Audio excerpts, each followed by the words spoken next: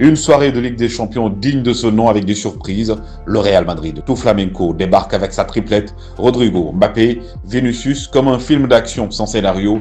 Beaucoup d'explosions, très peu d'efficacité. En face, Arsenal avec un Arteta et sa version 2025 du fameux bus de Mourinho, sobre, élégant, mais avec une récupération haute.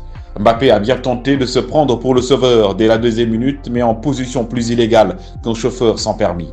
Saka, lui, a cru tuer le suspense à la 13e minute, mais Thibaut Courtois avait décidé de faire un dernier tour de gloire dans une C1 qu'il ne reverra peut-être plus qu'avant la saison prochaine. Le Real Madrid a poussé, mais sans idée, et Toni Kroos devait sûrement se demander à quel moment le football avait décidé de se jouer à cette vitesse-là.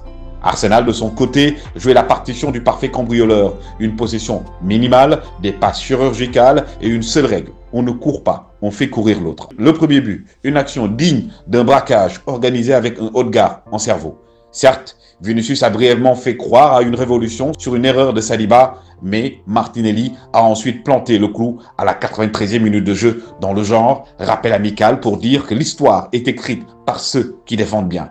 Pendant ce temps, du côté de l'Allianz Arena en Allemagne, l'Inter de Milan disputait un match aux allures de thriller cérébral, où chaque passe latérale était un choix existentiel, face à un Bayern de Munich qui confond toujours pressing et panique. Les Nerazzurri ont déroulé leur 5-3-2 de guerre froide.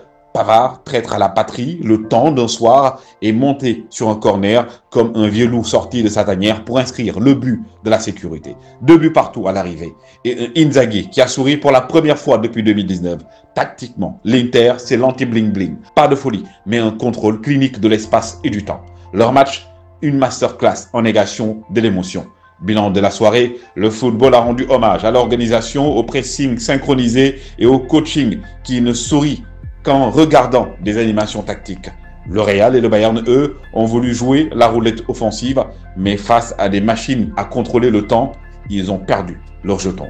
En demi-finale, le Paris Saint-Germain, version également Luis Enrique, et Arsenal, version Arteta, un choc entre collectifs sans star et l'égoïsme tactique.